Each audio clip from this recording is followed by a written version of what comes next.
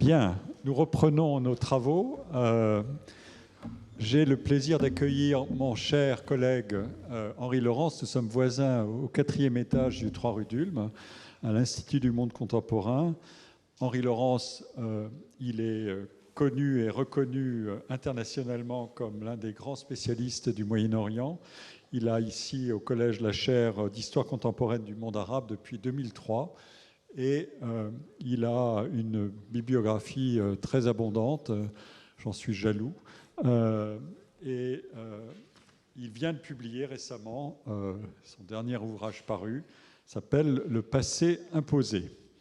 Et je suis ravi de lui donner la parole pour son exposé, dont le titre est tout un programme. Orientalisme et méritocratie, l'analyse des sociétés islamiques, indiennes et chinoises, 18e, 19e siècle. Donc voilà. Nous allons nous décentrer dans le temps et dans l'espace. Voilà, je viens d'apporter un peu d'exotisme, à la fois d'histoire, d'orientalisme et de région. Alors bon, l'orientalisme, évidemment, comme discipline, ça apparaît en Europe au XVIIe siècle, lié à la fois aux efforts d'érudition, mais aussi aux voyageurs et pour l'espace en dehors du monde musulman, c'est-à-dire l'Inde et la Chine, à la fois des commerçants, mais aussi les missionnaires, en particulier les jésuites. Et on verra tout au passage combien les relations des jésuites ont influencé la pensée européenne de l'époque dite moderne ou classique.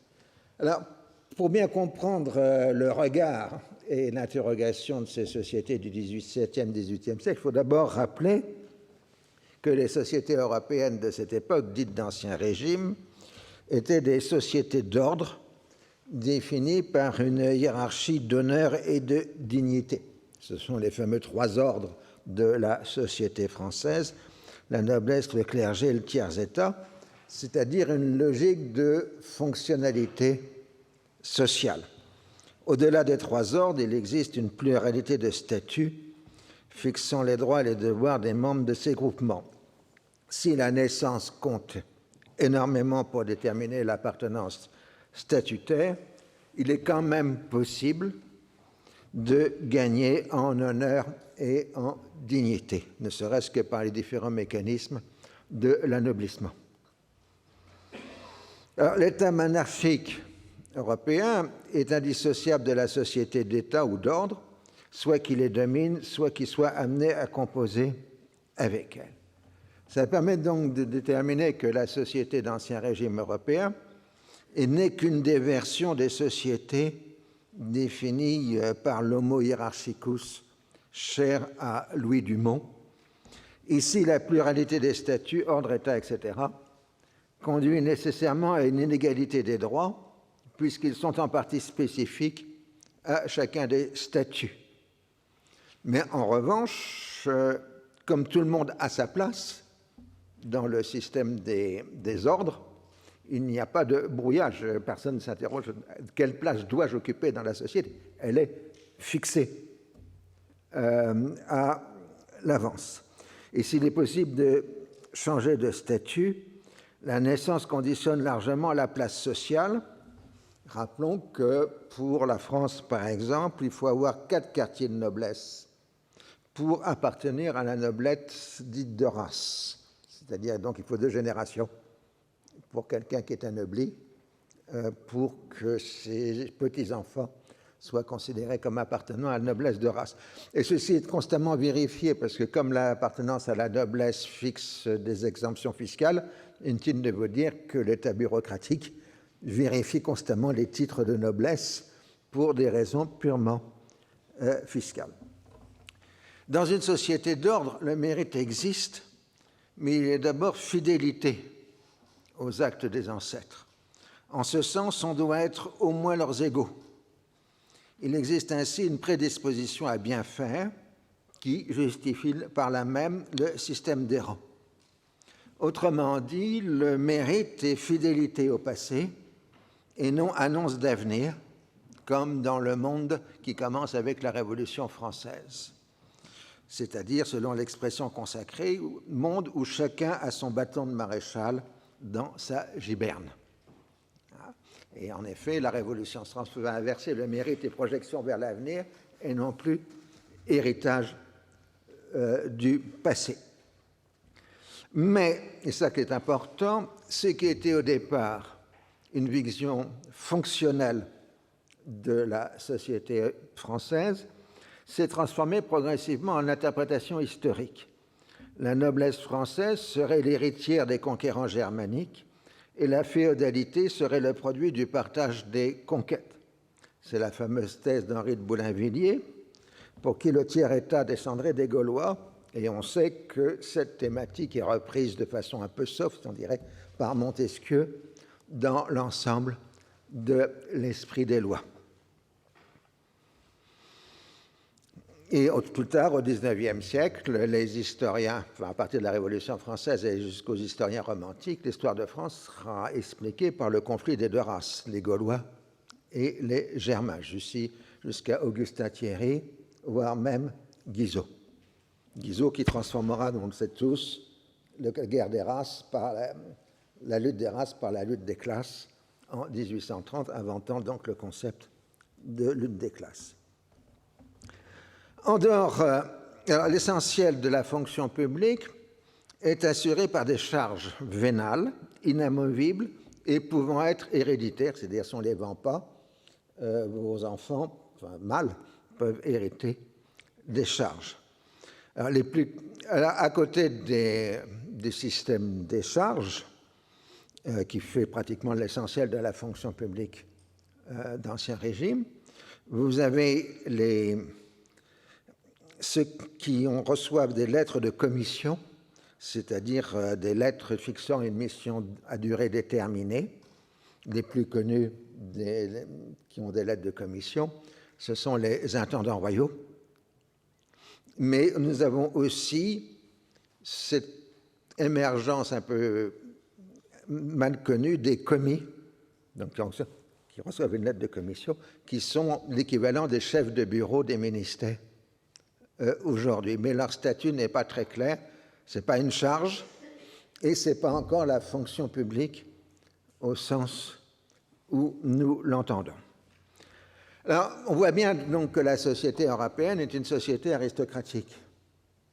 Et on voit immédiatement le choc que représente pour les Francs, au sens large du terme, l'approche de l'islam, puisqu'ils ne trouvent pas de nobles et de noblesse en terre d'islam. Au contraire, ils se heurtent, surtout à partir du XIIIe siècle, aux Mamelouks. Or, le système mamelouk est exactement l'inverse de la noblesse européenne, puisque les Mamelouks sont des esclaves, souvent recrutés chez des non-musulmans, enfin de force, enfants, et qui sont élevés pour devenir des combattants. Et non seulement les Mamelouks forment l'essentiel des armées à partir du XIIIe siècle, mais en présence de Saint-Louis captif en Égypte, ils suppriment le dernier sultan ayyubide et créent le sultanat mamelouk. Donc l'idée que le Soudan d'Égypte est un esclave est vraiment un choc moral pour toute la noblesse européenne.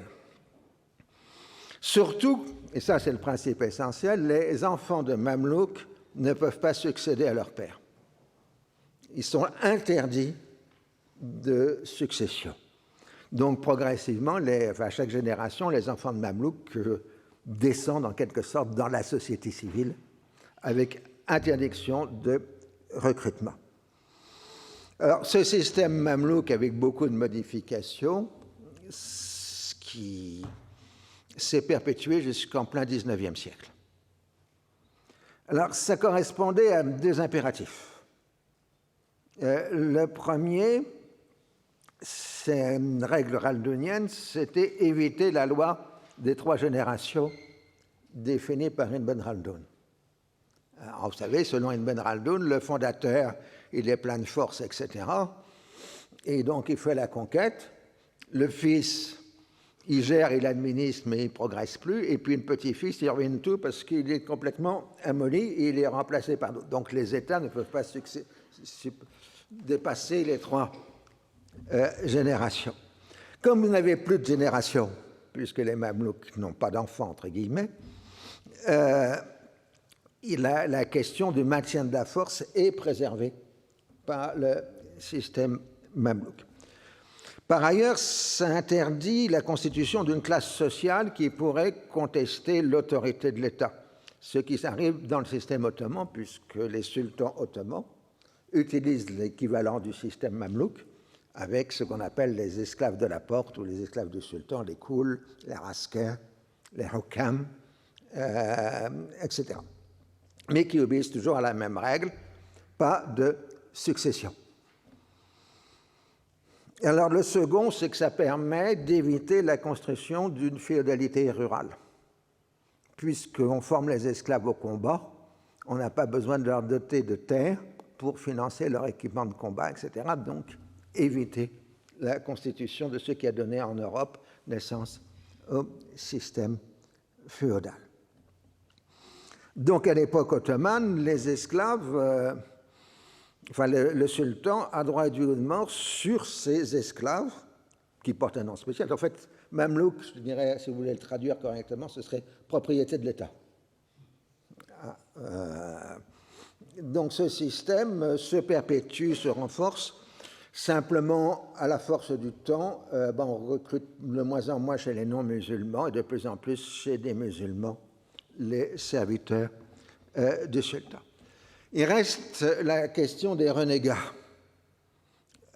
Les renégats, il y a d'abord ceux qui ont été un peu forcés, c'est-à-dire ceux qui ont été capturés en Méditerranée par la course maghrébine et musulmane, et on les pousse à se convertir à l'islam. Alors, à la fois parce que ça leur permettrait de sortir du statut d'esclave qu'ils ont en tant que captifs, mais aussi parce qu'on leur ouvre des perspectives gigantesques s'ils se convertissent à l'islam.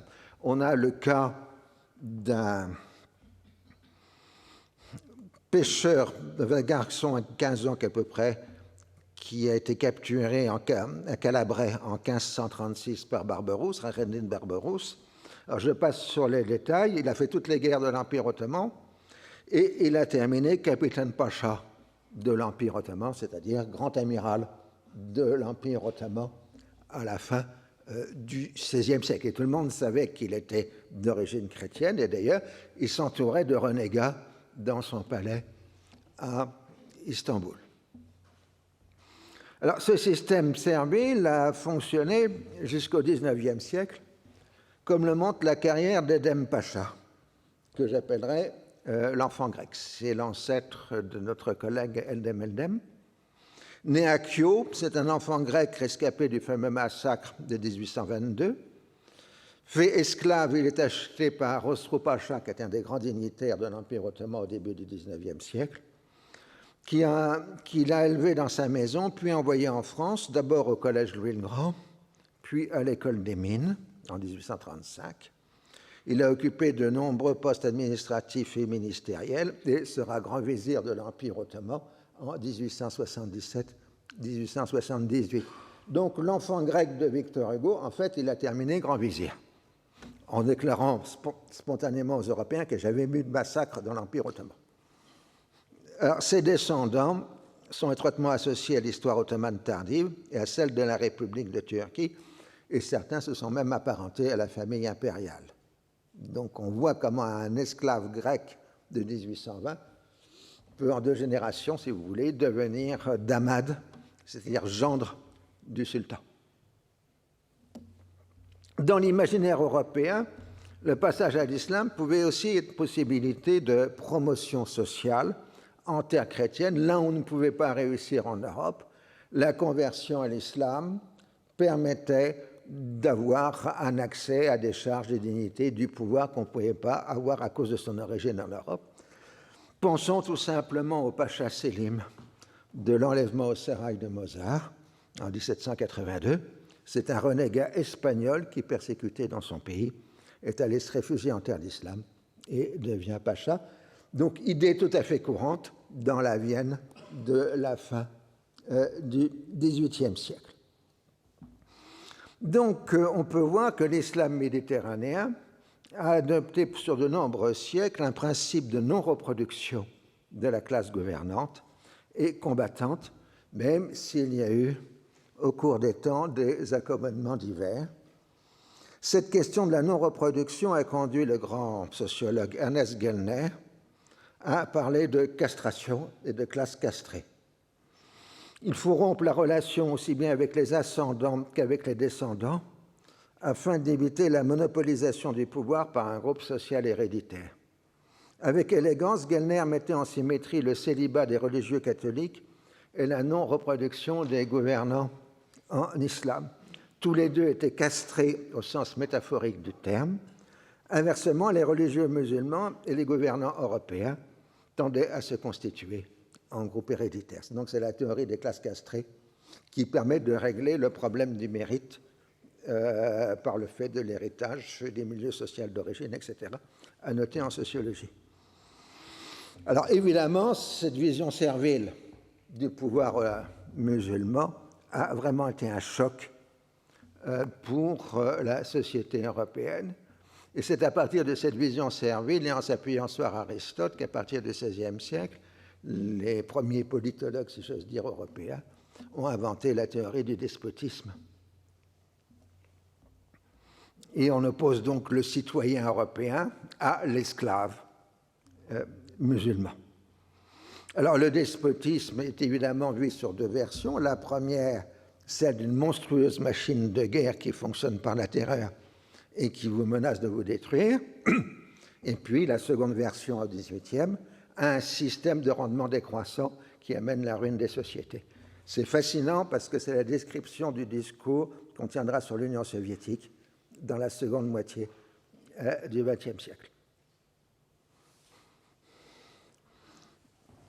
Alors je terminerai par une citation d'un texte islamo-gauchiste, parce qu'il faut bien, qui est la chronique politique de la décade philosophique, littéraire et politique du 10 prairial en 2, 29 mai 1794. La décade, c'est le journal officieux de la Révolution française, enfin à partir de cette date. Donc je cite ce texte qui précède de quelques semaines la chute de Robespierre. Les musulmans d'aujourd'hui, sans fanatisme et sans barbarie, restés sans doute en arrière de nos lumières par ignorance et non par erreur, sont peut-être aussi susceptibles d'une régénération profonde et sans secousse qu'aucun peuple de l'Europe. Si le despotisme de nos gouvernements diffère de celui des autres nations, ce n'est que par les formes et surtout parce qu'il ne pèse point sur ce peuple, auquel, au contraire, il semble tout dévoué. Cette différence n'est point à l'avantage de la Constitution britannique tant vantée par Pitt. En un mot, il n'y a point de noblesse en Turquie. Et donc, la Révolution française salue la Turquie comme le seul pays sans noblesse, à l'exception de la France révolutionnaire. D'ailleurs, c'est la Turquie qui est le seul pays européen qui maintient des relations diplomatiques avec la République française en 1793-1794. Alors, ça, c'est donc le système servile et c'est la première interrogation. La seconde interrogation, c'est les jésuites en Chine. Les jésuites en Chine, ils rentrent directement en phase 2, le système des examens, qui a été créé au début de notre ère en Chine. Alors, évidemment, ça aussi, ça leur donne, chez les philosophes des Lumières, l'idée que la Chine est la société modèle, puisque le système des examens définit la classe dirigeante et que cette classe dirigeante est une pure méritocratie. Et à l'époque, il faut se rappeler que les Européens ne connaissent pas les examens. Seul exercice littéraire était la disputatio, débat oral entre universitaires selon des règles déterminées à l'avance, dont l'actuelle soutenance de thèse et le lointain avatar. Pour le reste, la formation est avant tout un processus d'apprentissage auprès d'un ou de plusieurs maîtres qui garantissent les progrès de leurs élèves. Même système en islam d'ailleurs, à l'Azhar ou à la Zaytouna. L'université en tant que corporation appartient pleinement à la société des groupes propre à l'Ancien Régime. Alors, la surprise chinoise, ce n'est pas tant les examens en tant que tels ou d'un système d'enseignement, on peut trouver des équivalents. Si on prend le texte de base que vous trouvez sur Internet, sur Gallica, je crois, l'Empire de la Chine et la Tartarie chinoise du révérend père de Halde, publié en 1735, qui est la synthèse des travaux jésuites sur la société chinoise. Il décrit un gouvernement paternaliste de mandarins qu'il assimile à des docteurs, et ensuite il assimile les grades des mandarins à licence, etc.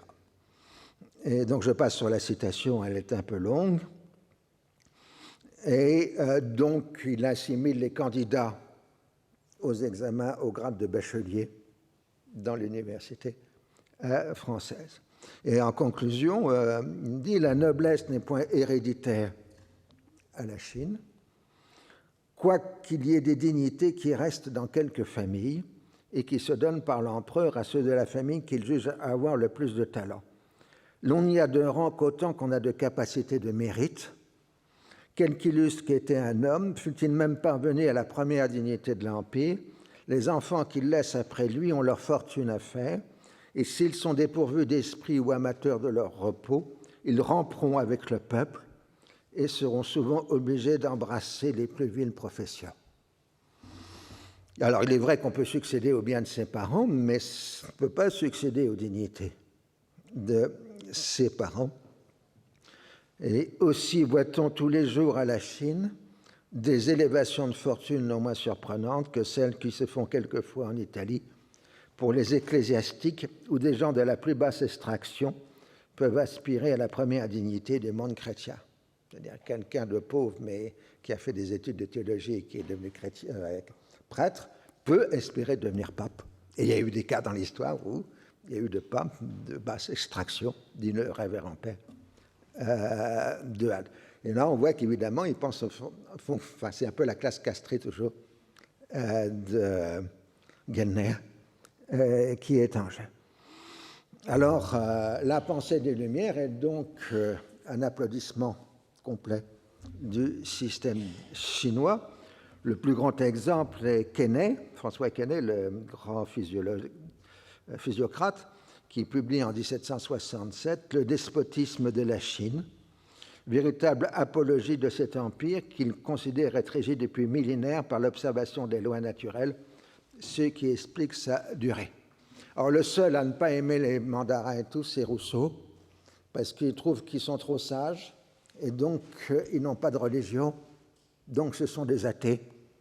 Et c'est évidemment, pour Rousseau, l'athéisme de la Chine est une abomination. Alors bon, pour le reste, Quesnay n'est pas très intéressant parce qu'il recopie de Halde, mais en même temps, il le diffuse. Alors, même si on n'a pas une idée directe d'une transmission, il est certain que les élites européennes du XVIIe et XVIIIe siècle ont une assez bonne connaissance du système des examens chinois. Et donc le premier concours pour recruter par examen en France est apparu avec la création de l'école des ponts et chaussées en 1747.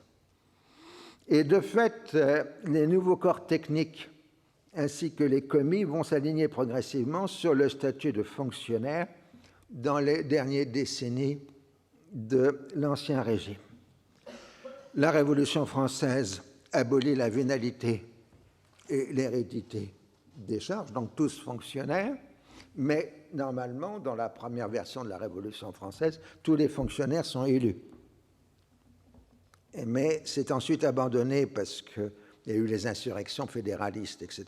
Et puis il y a la remise en ordre par Napoléon. Et c'est Napoléon qui impose la nomination par le gouvernement aux emplois publics. Mais le recrutement par concours ne s'imposera que très progressivement dans la fonction publique, à l'exception de l'armée et des grandes écoles d'ingénieurs qui fonctionnent sur le recrutement par concours. Alors pour l'armée, c'est la loi Gouvion-Saint-Cyr de 1817 qui crée tout le système d'examen, de concours dans les écoles militaires. Et c'est le modèle de l'armée qui créera ensuite le système de fonctionnaires en France, puisque c'est l'armée qui est d'abord le premier corps de fonctionnaires complètement régi par un règlement, un statut, et ainsi de suite.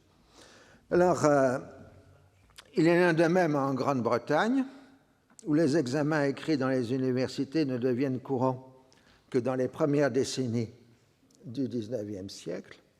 L'Indian Civil Service, créé en 1858, sera le modèle absolu du haut fonctionnaire recruté sur concours. L'école coloniale française, établie en 1889, s'en aspirera largement, et ensuite elle deviendra l'école de la France d'outre-mer. Et en réalité, si vous regardez les choses, l'ENA sera construit sur le modèle de l'école de la France d'outre-mer. Donc on voit les parentés et les glissements successifs. Donc l'expansion de la bureaucratie fondée sur des recrutements par concours dans l'Europe de la fin du XIXe siècle conduira à parler de façon courante de mandarinat, soit dans l'université, les patrons, les mandarins de l'université, alors que la Chine abolit le système des examens au début du XXe siècle. Alors on retiendra aussi que les examens et les concours modernes qui se construisent à partir du XVIIIe siècle sont orientés sur les sciences modernes, les mathématiques, etc.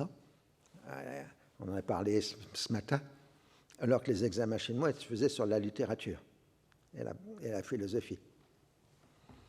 Alors passons au troisième. Là, c'est plus compliqué et plus difficile à saisir. Alors évidemment, les Européens sont arrivés en Inde au début du XVIe siècle. Et pour eux, ils voient d'abord la grande culture indo-persane, qui est celle du sultanat de Delhi, le sultanat du Grand Moghol. Donc on a commencé par connaître la pensée et la culture indienne par le biais du persan, puisque c'était pratiquement la langue de culture du sultanat. Les premiers auteurs portugais, quand ils tentent de rapporter la composition de la société indienne qu'ils ne peuvent saisir que régionalement, utilisent le terme de loi pour définir les groupes lay, c'est-à-dire des régularisations spécifiques de ces groupes. On parle aussi de gente. Mais très progressivement, les Portugais vont utiliser le mot casta, qui peut être considéré dans son usage botanique comme zoologique, être l'équivalent du français souche. C'est aussi bien une souche botanique qu'un individu de souche machin. La caste, la casta des Portugais, et le mot va s'imposer en Europe pour traiter du système indien, en parlant donc de caste, c'est-à-dire de souche. Alors on va d'abord distinguer les 4 grandes castes. Les guerriers, qui correspondent à la noblesse des pays, les brahmanes, pas de problème, c'est le clergé, et les lettrés. Et alors là, ils ont les commerçants à part, et puis les derniers, c'est les paysans. Donc ils ont 4 ordres, et pas 3, comme en Europe. Bon, enfin, on peut faire les équivalences. Donc là, ça n'a rien de choquant dans le système. Ensuite, on découvre les sous-castes, les jatis.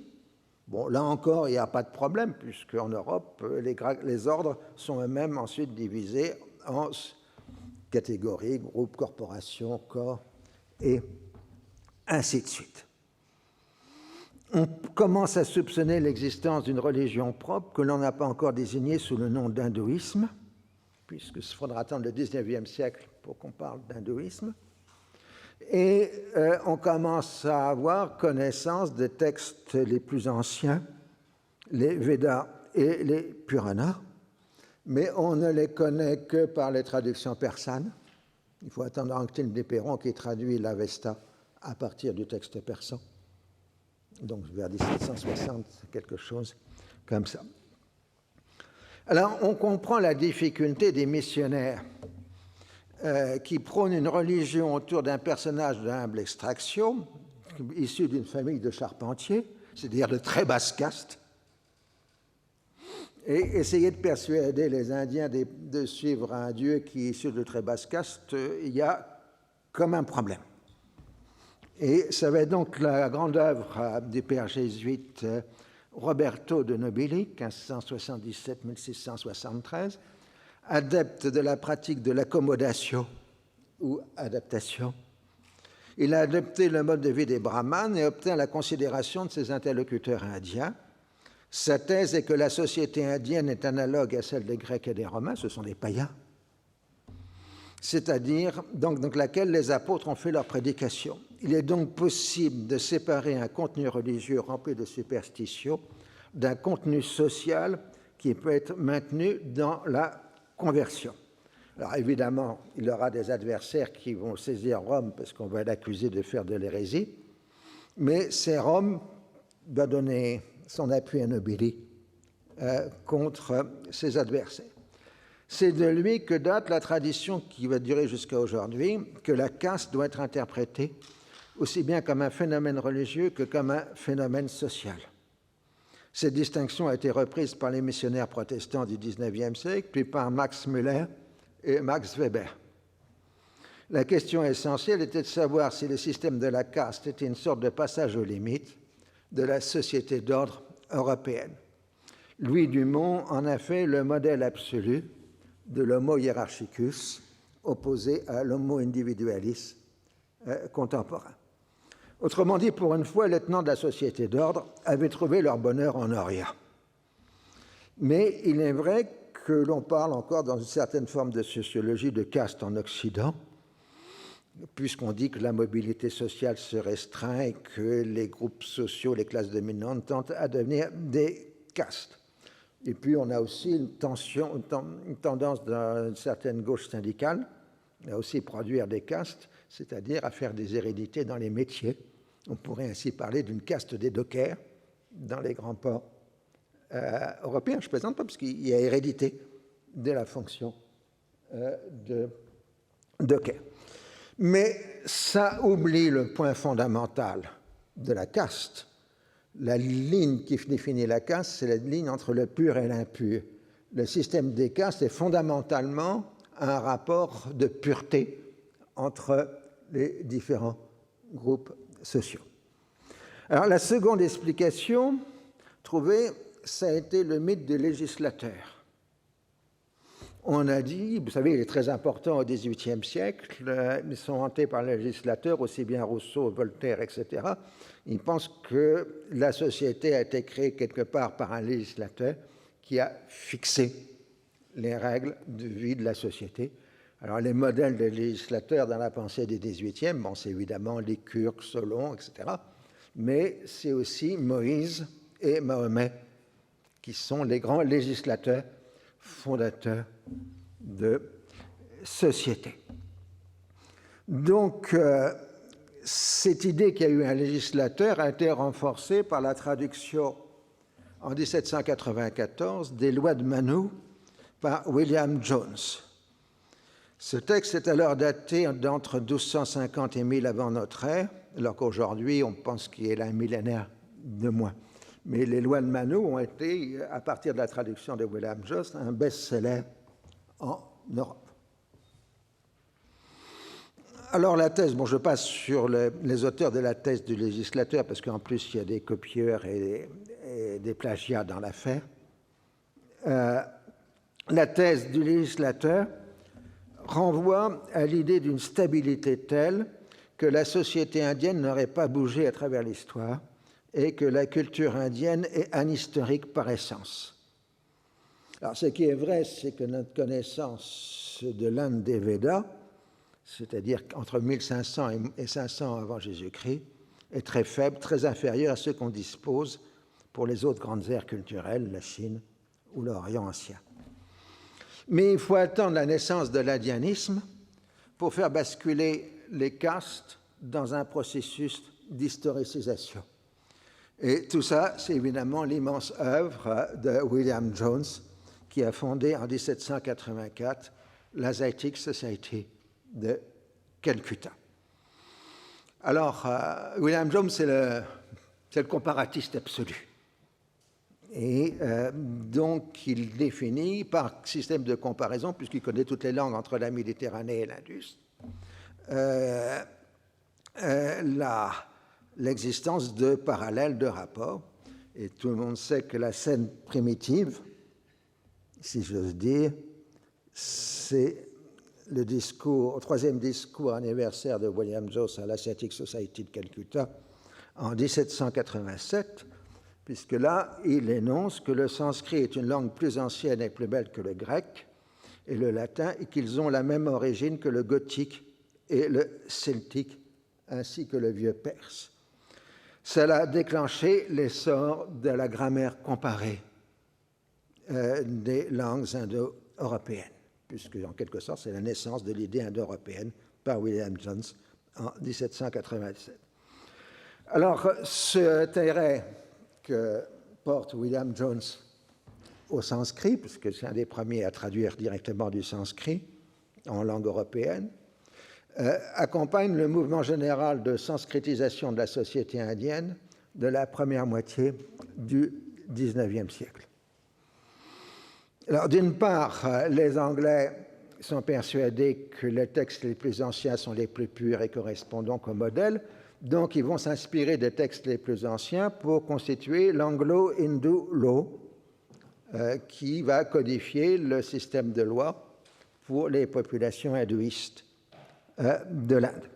Mais en même temps, comme les Anglais démilitarisent l'Inde, puisque c'est eux qui prennent le monopole militaire, les Anglais font perdre le prestige à la classe des guerriers, et celles qui profitent de l'affaiblissement de la caste des guerriers, ce sont les brahmanes. Et les brahmanes collaborent avec les Britanniques pour sanskritiser l'Inde. Du coup, on va avoir une course à la sanskritisation, puisque, en gros, plus on se rapproche de l'idéal sanskrit, plus on est noble pur. Et donc, toutes les castes et les sous-castes, les unes après les autres, basculent dans un processus de sanskritisation qui est accompagné de son côté par le colonisateur britannique. Mais dès lors, il devient clair que l'Inde du Nord utilise des langues indo-aryennes, contrairement à l'Inde du Sud, domaine des langues dites dravidiennes, identifiées en tant que telles dans la seconde moitié du XIXe siècle. Il en résulte que cela représente l'arrivée des Aryens en Inde sur le modèle des invasions germaniques et que la pureté de la race conquérante aurait été préservée par le système des castes, indépendamment du fait que les femmes peuvent en fait disposer dans le système des castes d'une situation d'hypergamie et donc d'accéder par mariage à une caste supérieure à la leur. Alors la différence linguistique correspondrait donc à une différence de couleur de peau. Plus on irait vers le sud, plus elle serait sombre et les hautes castes auraient la peau plus claire. On entre alors dans la controverse toujours permanente de savoir s'il a existé un peuple indo-européen originel, d'où tous les peuples parlant l'indo-européen tireraient leur origine, ou si la parenté linguistique n'implique pas une communauté de provenance. Après tout, il est difficile d'assimiler un Bengali à un Suédois, physiquement parlant en tout cas.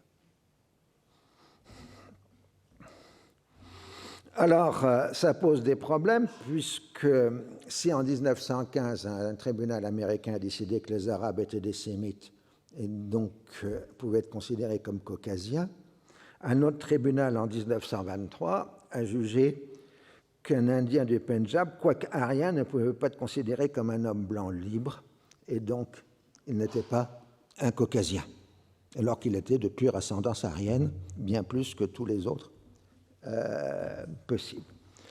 Alors, le débat actuel oppose les philologues et les archéologues aux généticiens. Selon l'expression, je salue sa mémoire ici parce que je lui dois beaucoup, de Jacques Fussman, il en est des Indo-Européens comme des Martiens. Ils font partie de nos rêves et il est difficile de se résigner à dire que les données dont nous disposons à leur sujet sont susceptibles d'interprétations contradictoires. Et on se heurte toujours à un même problème. On ne peut pas identifier une société dont on connaît les traces matérielles à un groupe humain si on ne dispose pas de textes marquant leur nom. Si on pense que les Indo-Iraniens ont émergé vers 2200 avant Jésus-Christ, les civilisations de l'Indus étaient donc antérieures aux Aryens. Mais on ne peut pas penser qu'il y a eu de conquête de l'Inde par les Aryens sur le modèle des invasions germaniques. Fussman pensait que c'était un phénomène d'infiltration progressive d'éleveurs de bœufs, qui d'ailleurs mangeaient de la viande, qui ont progressivement, en quelque sorte, remplacé les populations pré-aryennes de l'Inde. Alors, dernier point, j'ai posé la question à mon collègue Quentin Mursi, qu'est-ce que donnent les analyses génétiques? Les analyses génétiques actuelles montrent la grande diversité d'origine de la population indienne, mais en même temps que les castes supérieures sont bien beaucoup plus proches des Européens et des Eurasiens que les basses castes qui sont plus asiatiques au sens génétique du terme. Mais il n'en reste pas moins que la mobilité sociale des femmes, c'est-à-dire leur hypergamie, a nettement fluidifié le système du point de vue génétique et qu'il n'existe pas de population qui soit uniquement eurasiatique ou sud-asiatique. Ce qui change entre les régions, c'est la proportion des éléments.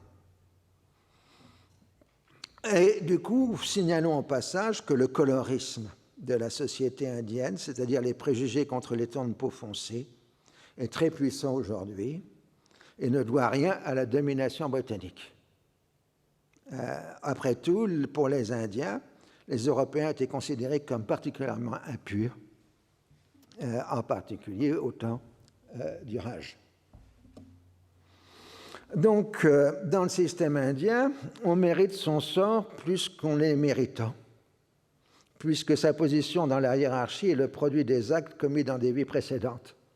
Mais cette métempsychose est peu prise en compte dans les discours européens. Alors, on a donc pu faire, par la découverte des castes et de la théorie aryenne, de l'Inde le modèle absolu des sociétés inégalitaires. Et tous les penseurs de l'inégalitarisme dans l'Europe du XIXe siècle se sont appuyés sur les lois de Manu. On trouve ainsi une apologie des lois de Manu chez Nietzsche, dans Le crépuscule des idoles et dans l'Antéchrist. Houston Stewart Chamberlain défendra les castes comme barrière à la corruption raciale et l'indianisme comme une philosophie aristocratique réservée à des élus contre l'universalisme sémitique. Je rappelle que Houston Stewart Chamberlain, c'est un des prédécesseurs directs du nazisme et un idéologue proche du nazisme. Une partie des idéologues nazis suivront le mouvement avec l'insistance sur la nécessité de l'individu de se mettre au service d'une totalité qui le dépasse et de se tenir à la place qui lui est fixée. Donc là, on est dans l'inverse des mamelouks et des examens. La caste permet de définir une société inégalitaire et d'en faire l'apologie. Alors, à titre divers, l'Inde est apparue et continue d'apparaître comme un passé vivant de l'Europe. Son paganisme était ainsi le maintien d'une société d'avant la christianisation, problème majeur pour les missionnaires catholiques et protestants. Le mythe aryen y a trouvé à la fois son articulation vers le passé et son illustration dans le présent avec le système des castes. Par extension, le terme de brahman a été utilisé pour désigner un groupe restreint, élitaire et largement endogame, comme les brahmanes de Boston, qui se targuaient de maintenir en dehors de leur richesse acquise des normes élevées d'excellence, de devoir de retenue. Cette expression, les brahmanes de Boston, créée dans la seconde moitié du XIXe siècle, a été plus tard supplantée par la notion plus élargie de WASP, White Anglo-Saxon Protestant. Voilà, donc j'ai terminé, j'ai fait à peu près mon temps, docteur.